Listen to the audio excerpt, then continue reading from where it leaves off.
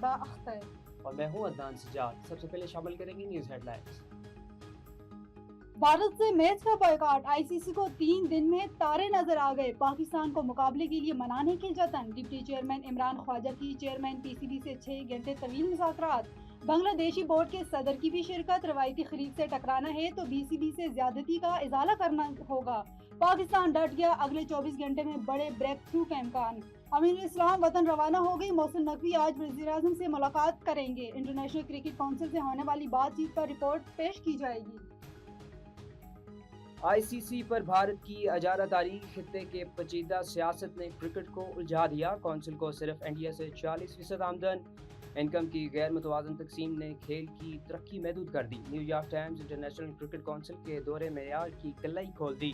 Report کے مطابق بنگلہ دیش کو بھارت میں کھیلنے سے انکار پر T20 ورلڈ کپ سے نکالا گیا، پاکستان نے پی سی بی سے اظہار یکجہتی کے لیے روایتی حریف کے میچ کو بائیکاٹ کیا، پاک بھارت مقابلہ نہ ہوا تو آئی سی سی کو بڑا مالی نقصان ہوگا۔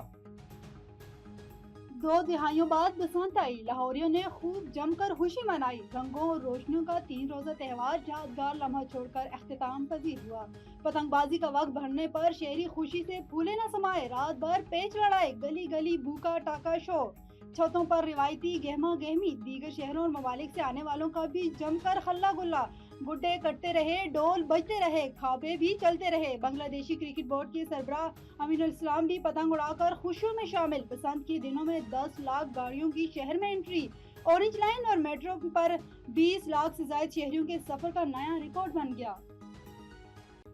لاہور کے دہلی گیٹ میں وزارت اطلاعات ثقافت کے زیر اہتمام بسنت بہار پروگرام، امریکہ اور برطانیہ سے آنے والی فیملیز کی شرکت، گلوکاروں کی شاندار پرفارمنس،